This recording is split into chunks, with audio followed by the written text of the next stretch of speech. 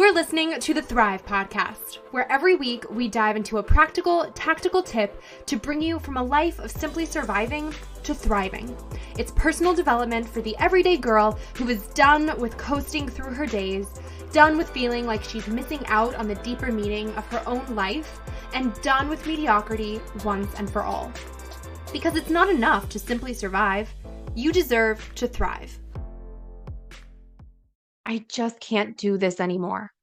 Ann Visser's marriage almost crashed and burned, but she fought her way back to falling in love again and now has 40 plus years of marriage, 5 married children, and 11 grandchildren now to call hers. As the co-founder of For Better Forever and a certified John Maxwell coach, speaker, and trainer, Ann Visser empowers and equips Christian women to have better relationships. Today on Thrive, she shares the 3 C's of pivotal conversations with specific steps to take to have better, clearer, more confident communication with the ones you love most. She also shares bits of script you can use to kickstart touchier talks with a partner who may not be on the same page or level of communication as you, so that you can align with love and move forward productively and peacefully. Stay tuned through this conversation. Drop it 5 stars if you like what you're listening to. And now, welcome Ann. Thank you, Erica. It's so good to be here on the Thrive podcast, and I'm really honored. And I want to add value to you today and your audience as we talk about thriving in relationships. Yes. Oh man, no, the honor is mine. You're bringing what, decades of wisdom to us here today? Like it's a real honor. So I'm excited to just kick things right off with you. Tell us how you got to where you are today and give us the background on who you are and what you do. Absolutely. I have been equipping individuals and organizations for over 20 years to help them communicate. I want to help people communicate in a way that aligns with their values. I am a certified John Maxwell coach, speaker, and trainer with For Better Forever, which I co-founded with my husband. He's back there. I keep him with me wherever I go. So I train, I teach, I coach in areas of communication and leadership and mindset and relationships, especially relationships. I want to see people thrive in relationships. So I have been teaching and training couples in communication and conflict resolution skills. I train young people and students. I have a program that I teach. It's called How to Avoid Falling for a Jerk. It's been written by Dr. John Van Epp. Shout out to Dr. John Van Epp. I love the program. It's based on attachment theory, and it's so powerful.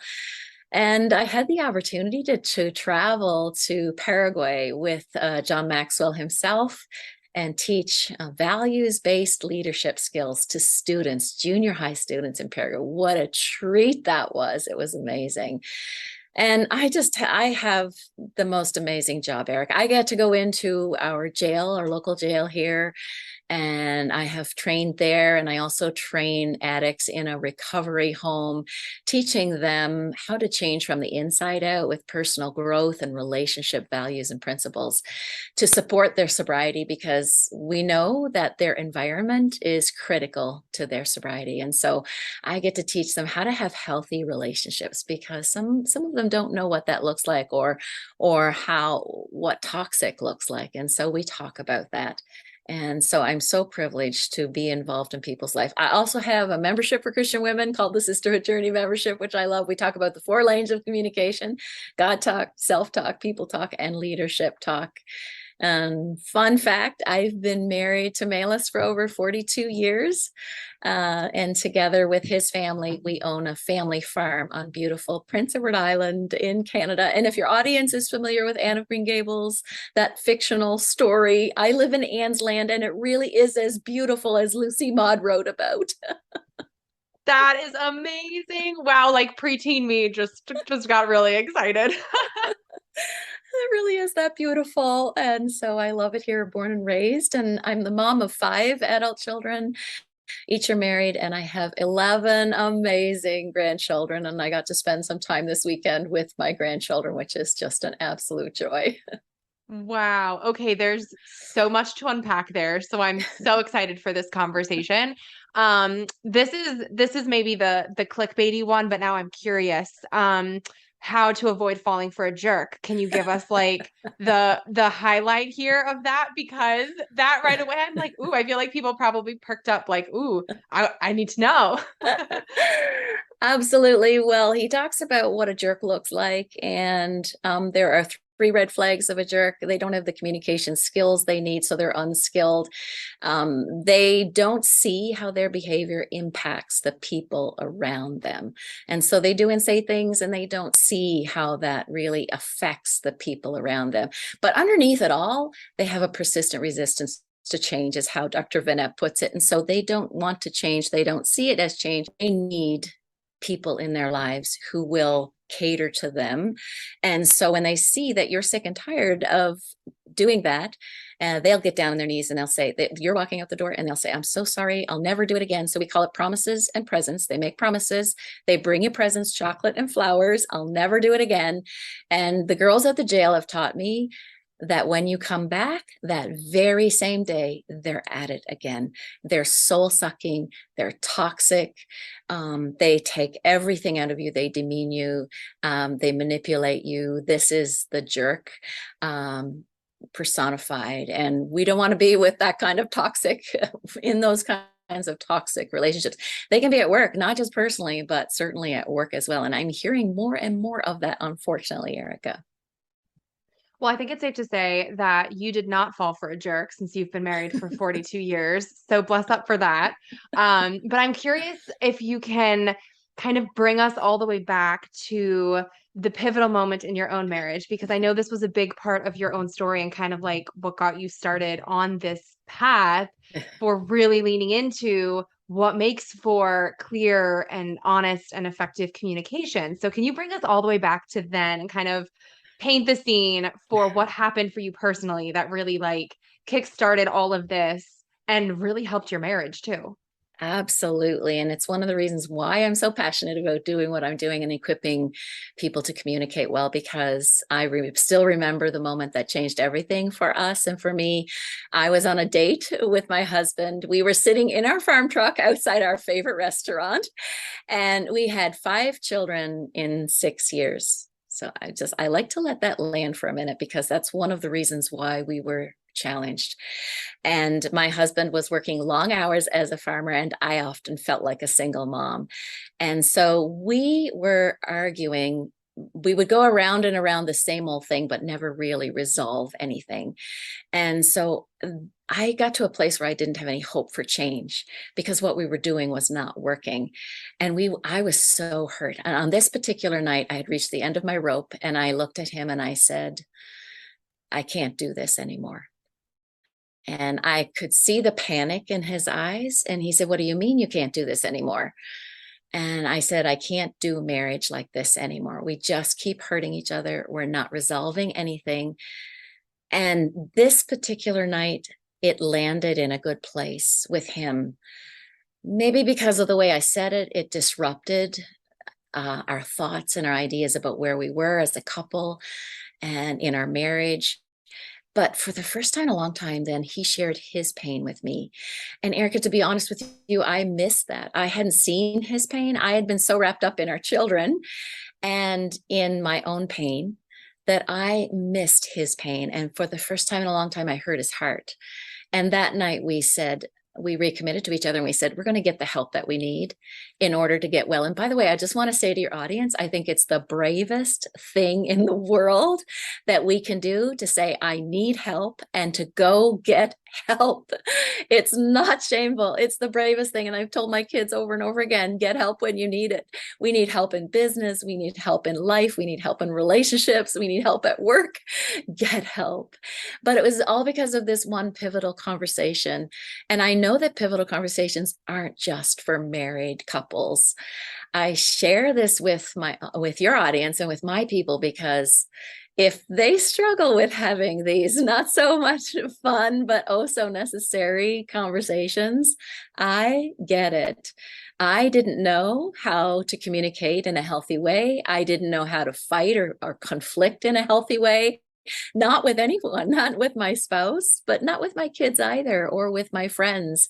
And so this pivotal conversation was the start of a brand new journey for me. I began to learn what it means to communicate in a healthy way. I discovered that conflict can be a good thing. It was our very first marriage lesson. Dr. Gary Smalley says conflict is the doorway to intimacy. Into me you see. That was such a powerful statement for me. And we were like, conflict, no, no, no, no. We both avoided conflict at all costs. And here he was telling us, no, conflict can be good for relationship. And in fact, I believe it's the way we thrive in relationships, is to know how to conflict in healthy and good ways, to know how to communicate. And communication is a skill. That means we can learn to communicate more effectively. And so because of my story and because of the difference that learning to communicate has made in my life, in my relationships, I am passionate about sharing that with other people, because I know that if I can learn to communicate effectively, because I am a peace-loving, conflict avoider, recovering people pleaser, I know that other people can learn how to communicate well to thrive in their relationships. Absolutely. So then what kind of were the biggest lessons you learned along the way, or maybe also what the biggest roadblocks you see are to having that consistent, clear, confident communication? Paint us like what was the before and after for you, like where you were like, all right, to go from hating conflict, not wanting anything to do with it, avoiding it like the plague, to saying it's the window to intimacy in your marriage. People might be like, whoa, hold up. Connect the dots for us here. Well, at first it was a choice and a decision that, okay, if you say this, I'm going to trust you, Dr. Smalley. And then it's like dipping your toe in the waters of conflict. And one of the biggest things that we were struggling with was being vulnerable. Honestly, I was afraid of hurting him. He was afraid of hurting me. I was afraid because I was being hurt. He was afraid because he was being hurt. And so that piece of vulnerability, to be honest about what I am feeling, what I think, what I really, really want. And Dr. Smalley says what we need, that's the deepest level of communication. So to be able to say to him, I just need a hug, was huge. I thought he should just mind read and know what I needed. And it turns out he's not a very good mind reader. And neither am I. And so I still remember the day we were standing in our kitchen, and I said to him, it was a bad day. And I said to him, I just need a hug. And he walked over and gave me a hug. And I was like, wow, that's really easy. Why haven't I been doing this? It's not rocket science. Just ask for what you need, and people who love you will do what they can to work together. I do believe it takes a team to meet our needs, and we shouldn't rely on one person. But the person, when we, in a marriage, when we commit, we're committing to care about the good, the bad, and the ugly. And so when you ask your person who loves you more than anything, they'll do what they can do to meet that need in time. And so one of the biggest mindset shifts was that conflict is the doorway to intimacy. And then I discovered not only does he get to see into me when we have a conflict, I get to see into me. And that was massive, Erica, to understand that when we conflict, I understand me better, because things come out of me in the midst of the conflict I didn't even know were there. And that was huge for me to understand that. One day, his dad was rushed to the hospital. He was in critical condition. And my husband's sister was at the hospital with him, with my father-in-law. And I was at home worrying and waiting for word, and nothing was coming through. No text, no messages, no calls. I knew they were busy, so I didn't message them. I could have, I didn't. And by the time he got home, I was so upset that I just let him have it. Why haven't you called? Why haven't you texted me? Why haven't you let me know what's going on? Is your father still dead? Is your father still alive? Is he dead? And my husband looked at me, and he was at his best when I was at my worst in this case on this particular day. And he said, I haven't messaged you because there's no new news. How can I do this better?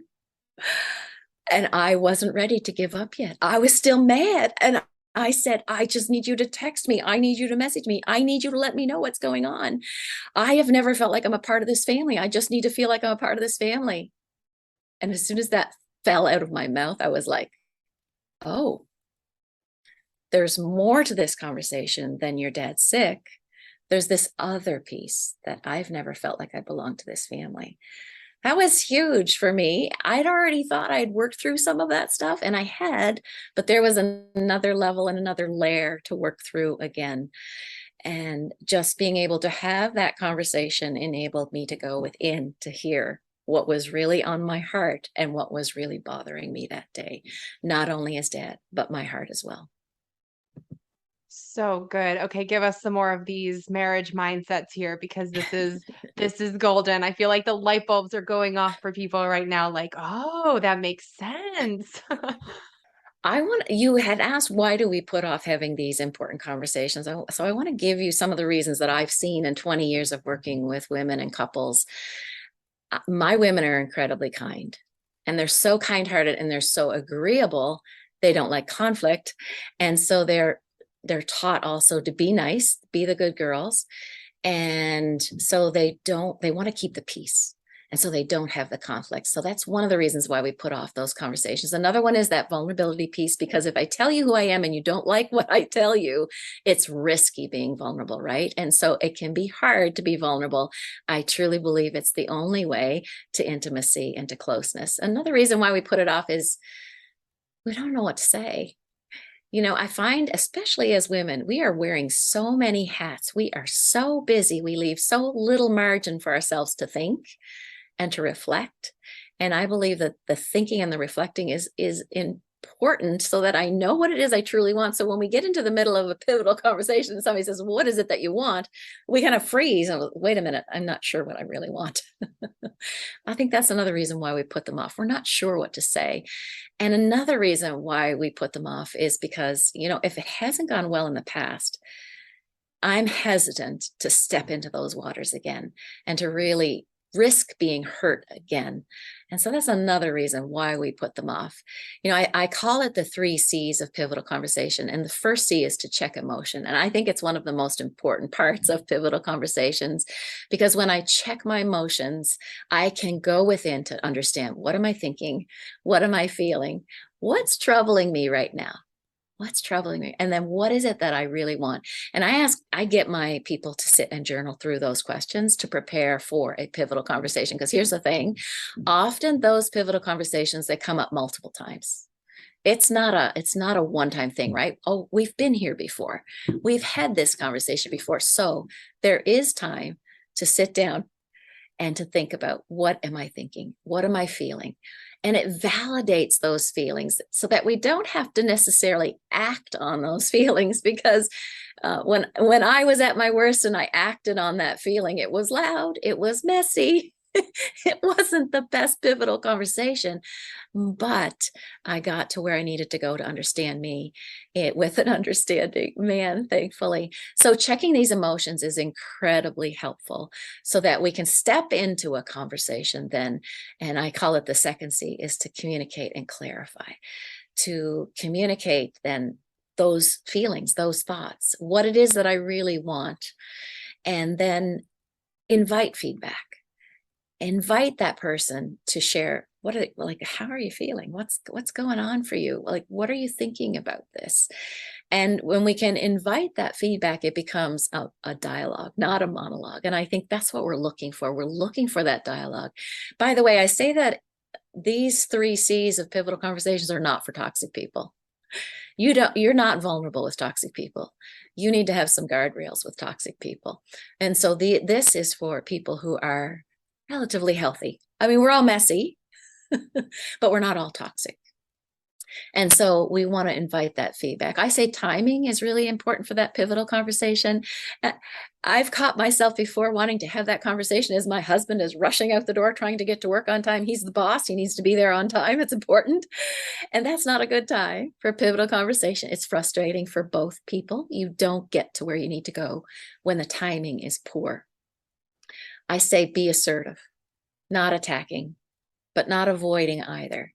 And when it gets heated, it's okay to take a time out. It's okay to say, look, I just need a timeout. It's good to make an appointment then. Let's talk about this tomorrow. Let's talk about this in 2 days' time. Let me cool down. I need to think about this some more. I am not sure what's going on with me. It's okay to say those things and then make that appointment to have that conversation later. So to be assertive about those thoughts and those feelings and about those requests. This is what I really need from you. Maybe it's about the messy kitchen. What I really need is not to have dirty dishes in the kitchen sink when I come home from work. Maybe that's a request to make. And then to work together at a we solution, which is our third C, is the we solutions. I think that we can create those we solutions. I do think that when we see the other person as the problem instead of a part of the solution, then they become the problem. And the problem with that is I become the good guy or the good girl. That automatically makes them the bad guy or the bad girl. And that makes them the enemy. And I don't know how many women I've heard say, I just feel like he's the enemy. And so when we can see them as a part of the solution, we can work together for a we solution, something that's going to work for both of us. Those are our 3 C's of pivotal conversation. And this is what I'm finding really works when we can check those emotions, check our motives in that section. I say, check your motive. I had a conversation with my daughter, Eric, if I could share that with you. We were sitting around the kitchen table. It was just she and I was sharing with her a conversation I knew I needed to have with our son. It was regarding boundaries. And then I just blurted out, I just don't trust him. And my very wise adult daughter said, Mom, that's awful. You better check that. I knew as soon as it was over my mouth, I had a problem, Erica. I'm a woman of faith. I went to pray about that. And I recognized as I was going through, what am I thinking? What am I feeling? I recognized, oh man, I'm stuck back in 2005 when we had really significant challenges raising our son, but he wasn't there anymore. And my emotions were back in 2005. And so I was protecting my heart. And if I had had that conversation before I sat and checked my emotions and checked my motives, I would have sabotaged that pivotal conversation because I was protecting my heart because I didn't trust his motives, but he wasn't there anymore. And then later in the day, when I had that pivotal conversation with him, it was a breeze. It really was. I know they're not always that easy, but it was because I was able to approach him in a better way because I had checked those emotions and checked my motives, the motives of my heart.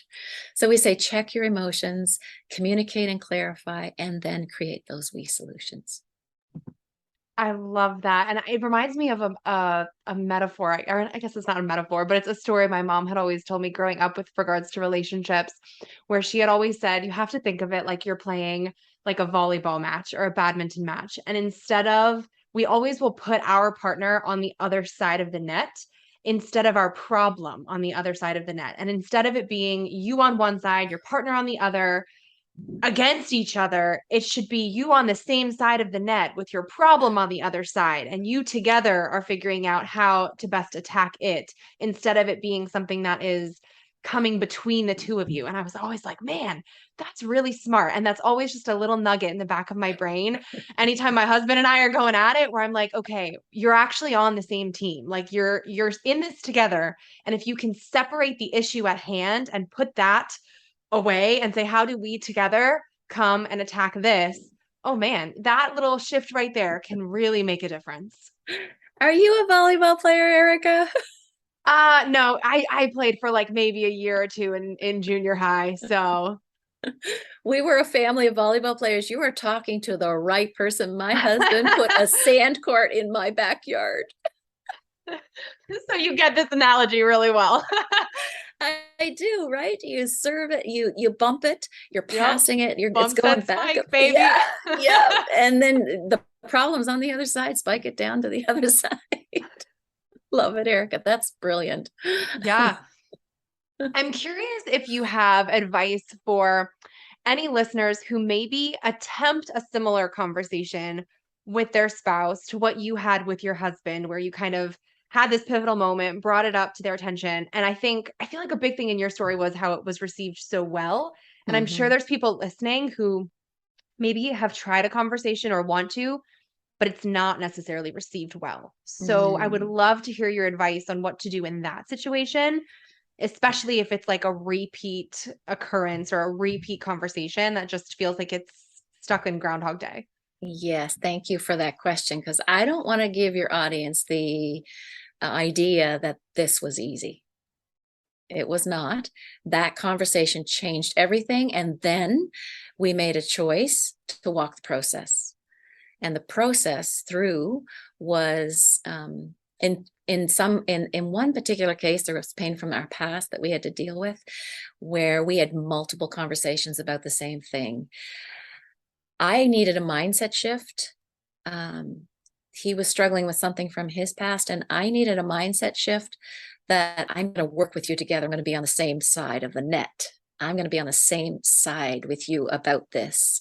And so I pressed in, and every time he would be triggered, I would ask him in the middle of it, what are you thinking? What are you feeling? And what is it you really want? I asked him those 3 questions, and that's why I give my people those questions, because, and then we added, what are you concerned about? What's troubling you? Those questions at first he couldn't answer. So I encourage your people to think about it as a process when it's something that's recurring, and don't give up, and ask those questions. And if when someone's really triggered, it's not a good time, and ask them when they're come down again. It takes about 30 minutes for the body to settle down once we've been triggered. But go and ask those questions again. What are you feeling when that's happening? What are you thinking? At first, my husband could not answer anything. He didn't know. And it was only through the process of that he began to think about them himself, those questions, and began to answer them. And as he was answering them over time and through process, he began to understand what was really happening in him, because it wasn't the surface thing that we were fighting about, right? And that's why I needed a mindset shift, that I'm going to be on the same team with you so that we can figure this out together. It was messy. It wasn't pretty. It's okay, because in the process of it, we got better. We don't have that argument anymore for a long time now. Every now and again, when he's really, really tired, it may come to the surface, but he's able to regulate it and manage it, because he knows now it's not about me. It's about his past and what had happened to him in the past. So think about it as a process, and don't give up, and and by the way, go for help. If you get stuck in it, go for help. I think 3 months is long enough to suffer. And if you've been suffering for 3 months, get some good help with whatever is going on in your relationship to get to the bottom of what is really troubling you, because it's not really the surface thing. It's what is underneath that makes it hard to get to the bottom of it. Yeah. I'm curious if you have any other, maybe like starters for broaching a conversation like that, because once you realize you're at the point where, okay, I want to have this conversation, especially if it's totally uncharted territory or something that feels unfamiliar, uncomfortable, or like you said before, where you're kind of nervous because you've had it before and it didn't go too well. Do you have any favorite just starters that maybe feel authentic, where you're not kind of like scaring the other person, where they know they're about to have like the talk or something? Like, you know what I mean? Like ways to kind of bring it up in a way that will be effective, be constructive, and not be like totally scary for either person. I think your own curiosity is incredibly important in that moment and then afterwards. So I see that yesterday you struggled with this moment, and name it. I wonder, I really care about you, and I wonder what was happening. So what were you thinking? I think you're in your curiosity, and that's why we need to check our own emotions, right? So we can enter into it that soft way. Dr. John Gottman calls it soft startups. So, and he says like 93%, I believe it is, when you can when you can have a soft startup, you're going to end up with a better ending. That's really high. So start with that soft startup, whatever that looks like. It may look like, so I noticed something yesterday that this didn't go so well for you. You were yelling at the kids, and I know that's not who you are. So reaffirm that reaffirmation. I know that's not who you are, but I saw that you were struggling here. What was going on? Can you tell me what happened? Did something happen before you got home? That was often our case. Something happened before he got home. He came home like a train. But I didn't know that. I thought this is me. It wasn't about me at all. It was about what had happened before he got through the door. And so that curiosity, that sense of curiosity, using a soft startup, not the we have to talk, that line is immediately triggering. The I notice or I wonder, I often say that in my own head when I want to race ahead. I wonder, I wonder, I wonder, I wonder what's happening.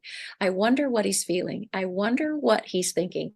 I wonder what happened to him before he got home. That slows me down so that I can stay in a better mindset to approach it with a soft startup. Soft startups are those soft startups that land in a better place in their heart, and so that they're not feeling triggered. And sometimes it takes a little bit of experimentation to see what a soft startup is, because for me, a touch on my shoulder or my arm is incredibly soft.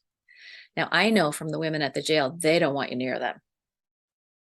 So it may take some experimenting to know what is a soft startup. So it's not necessarily a word. It could be a funny face. But for other people, comedy is triggering. And so you need to know your people, which, by the way, when we talk about the how to avoid falling for jerk, know is the number one link in love, to know the person. And so we need to know them in order to know how to have that soft startup. And that's a process. I take notes. Oh, that worked. That did not work. We'll not do that again.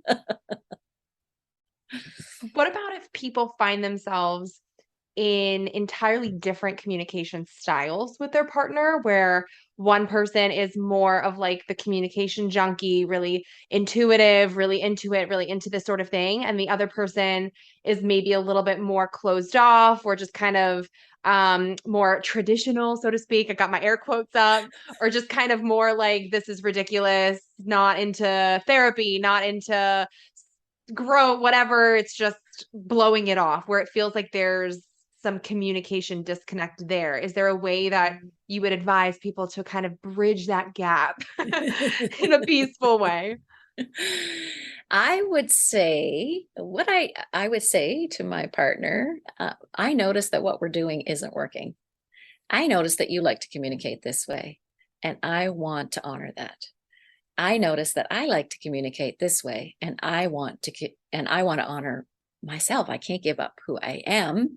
I need to be authentic to who I am. But how can we bridge that gap? How can we meet in the middle that somehow? So we had this conversation as well, Erica, where time is so incredibly important to my husband, which I did not realize. And so he's like a time communicator. And so he has, through multiple conversations, he's dialed that back so he can relax a little bit in conversation. But I've also pulled it up a little bit so I'm aware of the time factor. And so if we're going to talk for a long period of time about feelings and about I'm a communication junkie, then he's going to tone out at about 15, 20 minutes. Yeah. So I got 15 minutes. So it's really important to be aware of what is your style of communication and how can we meet in the middle. That's the create the we solution, right? And giving each other grace for that style, the difference in style, and being willing to come a little bit closer instead of being so far apart in it. So good. So good. I appreciate you sharing all of this so much, because I feel like you're just dropping so many nuggets of wisdom for everybody here. I would love to wrap things up by asking you what we ask every guest on the show, which is, what does thrive mean to you, and how do you strive to thrive in your everyday life? Uh, this is a really interesting question, and I love it, Erica. So I strive to be 1% better today than I was yesterday. Now, for me, if I think about being 100% better, that's very overwhelming. And so often, though, I find when I'm striving to be 1% better today, whether it's in my communication, in my relationships, in my work, or my business, it makes me way better than 1%. And so, but thriving for me is all about relationships. I had my granddaughter here yesterday, and she she set a table for me outside. It was cold here. She set a table for me outside with a beautiful little doily and a pretty book and a little flower. And she said, Nana, my friend and I, we want to treat you to dinner. It was 2 o'clock in the afternoon. I had already eaten, but how do you say no to that? Because this is about relationship. It's not about what needs to happen. I was working yesterday. I said, okay, I'll take my computer out. I'll work out here while you work in the kitchen. I had no idea what they were doing to my kitchen. She's 11. She made me sea foam made out of egg whites. It was all sugary and very cinnamony. This is about relationship. This is about relationship. And so I'm saying to myself, this is about relationship. And so that's my focus, is to have really, surround myself, have an inner circle of good people around me, and to thrive in those relationships. And the way to do that is through better communication. I'm a student. I'm still learning to do it better, even after 42 years of marriage. But that's what it means to me, is to have healthy relationships and to continue to make a difference in the world, in my part of the world where I am today. I'm going to make a difference in somebody's life. I don't know where, I don't know when, but it's going to happen today. I love that. All right, and tell everyone where they can find you online to connect with you more, learn about your coaching and all of that good stuff. My company is For Better Forever. That's the numerical number, For Better Forever, because I believe the changes I make, they impact the next generation and the next. So if you've been listening and you've thought about a pivotal conversation that you've been putting off and need to have, I have a free resource for you that can help you. It's called the 7-Day Challenge that will help you get ready for your next pivotal conversation. Each day we send you a short video, and it'll have a simple action step to take that day to prepare for, step by step, for your next pivotal conversation. So you can go from not knowing what to say or how to approach a pivotal conversation to knowing what it is you want to say and how to get ready. And you can find that 7-day challenge at forbetterforever.com/challenge. And that's the best way really to stay in touch with me, is to go through that challenge, because when you sign up for that challenge, you'll also have the opportunity to get my weekly email called Tuesday Brew with Ann, because I love coffee. Tuesday Brew with Ann. And that's where I share weekly communication tips to help your communication in a way that aligns with your values. Wait, before you go, make sure you're subscribed to never miss an episode of Thrive. Drop 5 stars on your way out if you like what you just listened to, and come join the party on Instagram at thrive.podcast to stay inspired and thriving all week long. Thanks for tuning in. It's your time to thrive.